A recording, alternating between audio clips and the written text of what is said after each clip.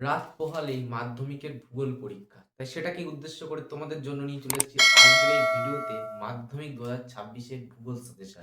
2 mark, 3 mark আর 5 মার্কের। তাহলে চলো 2 মার্ক গুলো শুরু করি। কোনগুলো তোমরা গুরুত্ব দিয়ে পড়বে। যেটা পড়বে ১ দাগ অবরোহণ ও আরোহণ কাকে বলে, ২ দাগ ষষ্ঠ ঘাতের সূত্র কি, ৩ দাগ ক্ষয়ীভবন কাকে বলে, ৪ দাগ আবহবিকার কি, জলবিভাজিকা কাকে বলে, এইগুলো একটু দেখবে। তারপর ক্যানিয়ন কাকে বলে, প্রপাতকূপ কি, তারপরে হিমারেখা কি, ড্রামলিন কি, তারপরে বারখান কি, তারপরে পেডিমেন্ট ও বাজাদাগ কাকে বলে এটা দেখবে। দেখবে লোয়েস কি, ইনসেলবাজ কি দেখবে। আর দেখবে নগ্নিভবন কাকে বলে। আর তোমরা দেখবে আ গর্জন চল্লিশা কাকে বলে? দেখবে অ্যাপোজিজোয়ার কাকে বলে? আইটিসিজেড কি? এটা দেখবে।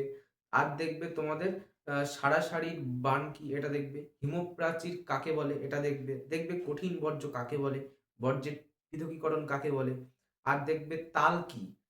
তারপরে খাদাড় বা ভাঙাড় কি? তরাই বলতে কি বোঝো? দেখবে ফালি চাষ কাকে বলে? এটা দেখবে। আর দেখবে আম পেট্রোরসায়ন শিল্পকে আধুনিক শিল্পদানব বলা হয় কেন? এইগুলো কিন্তু অবশ্যই দেখবে। এছাড়া দেখবে দূর সংবেদন কাকে বলে? এটা দেখবে। আর পিক্সেল কি? এইগুলো কিন্তু অবশ্যই দেখো 2 মার্কের জন্য। 3 মার্কের জন্য তোমরা যেই প্রশ্নগুলো গুরুত্ব দিয়ে পড়বে। তাহলে চলো একে, একে বলি ৩ নাম্বার গুলো তোমরা কোনগুলো পড়বে। ১ দাগ অবরোহণ ও আরোহণের মধ্যে পার্থক্য লেখো। ২ গিরিখাত ও ক্যানিয়নের মধ্যে পার্থক্য লেখো। ৩ সমস্ত নদীর মোহনায় বদ্বীপ সৃষ্টি হয় না কেন? ৪ হিমরেখা উচ্চতা সব ঋতুতে সমান হয় না কেন? এটা দেখবে। ৫ মৌসুমী জলবায়ু ও ভূমধ্যসাগরীয় জলবায়ুর মধ্যে পার্থক্য। ৬ বর্জ্য প্রক্রিয়াকরণে 3R এর ভূমিকা লেখো। ৭ জৈব ভঙ্গুর ও জৈব অভঙ্গুর বর্জ্যের পার্থক্য লেখো। ৮ বর্জ্য ব্যবস্থাপনার প্রয়োজনীয়তা বা পদ্ধতি উল্লেখ করো। এছাড়া দেখবে ভারতীয় কৃষির প্রধান ৩টি সমস্যা আলোচনা করো। আর দেখবে কৃষ্ণ মৃত্তিকা ও ল্যাটেরাইট মৃত্তিকার বৈশিষ্ট্য লেখো। আর দেখবে মৃত্তিকা সংরক্ষণের উপায়। এটা ভেরি, ভেরি ইম্পোর্টেন্ট এবারের জন্য। দেখবে তারপরে উম ভারত দুর্গাপুরকে ভারতের রুট বলা হয় কেন? এটা দেখবে। আর দেখবে পেট্রোকেমিক্যাল শিল্প ভারতে বন্দর ভিত্তিক কেন? এটা দেখবে। আর দেখবে মোট ২ টো প্রশ্ন বলে দিচ্ছি। এই ২ টো প্রশ্ন গুরুত্ব দিয়ে দেখবে।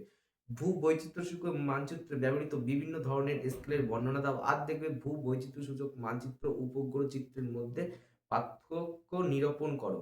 আর এছাড়া অ্যাডিশনাল একটা দেখতে পারো জিও স্টে স্টেশনারি উপগ্রহ ও সান সিনক্রোনাস উপগ্রহের বৈশিষ্ট্য লেখো। এই কটা দেখবে। আর 5 মার্কের জন্য তোমরা যেইগুলো গুরুত্ব দিয়ে দেখবে। ১ দাগ নদীর ক্ষয়কার্যের দ্বারা গঠিত ৩টি ভূমিরূপ চিত্র সহ বর্ণনা দাও। আর দেখবে বায়ুর ক্ষয়কার্যের ফলে গঠিত ৩টি ভূমিরূপ চিত্র সহ আলোচনা করো। আর দেখবে নদী সঞ্চয় কার্যের ফলে সৃষ্ট ৩টি ভূমিরূপ চিত্র সহ বর্ণনা করো। এই কটা দেখবে। আর দেখবে তোমরা ৫ নম্বরের জন্য গুরুত্বপূর্ণ আর আছে কি? একটাই ভারতের চা, কার্পাস আর ধান এই ৩টের অনুকূল ভৌগোলিক পরিবেশের বর্ণনা দাও। এই ৩টে তোমরা দেখে যাও। বিশেষ করে ধানটা দেখবে আর দেখবে চা। আর যদি পারো কার্পাসটা একটু দেখে যেও। আর দেখবে পূর্ব ও মধ্য ভারতের লৌহ ইস্পাত শিল্পের ভৌগোলিক পরিবেশের বর্ণনা দাও। আর অ্যাডিশনাল ২ টো তোমাদের বলছি, এই ২ টো কিন্তু এবার পরীক্ষার জন্য মোস্ট ইম্পোর্টেন্ট। নাম্বার 1 পশ্চিম ভারতে কার্পাস বয়ন শিল্পের উন্নতির আম কারণগুলি আলোচনা করো। আর দেবে ভারতের বিভিন্ন অঞ্চলে জনবন্টনের তারতম্যের কারণগুলি কি, কি?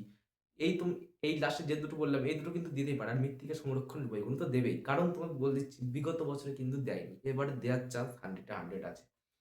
ভিডিওটা কেমন লাগলো কমেন্ট করে জানিও। চ্যানেল নতুন হয়ে চ্যানেলটা সাবস্ক্রাইব করে দিও। আর তোমাদের লাস্ট ১ টা মিনিট ম্যাপ পয়েন্টিং কোনগুলো করবে? ম্যাপ পয়েন্টিং এর জন্য গুরুত্বপূর্ণ কয়েকটা বলে দিচ্ছি।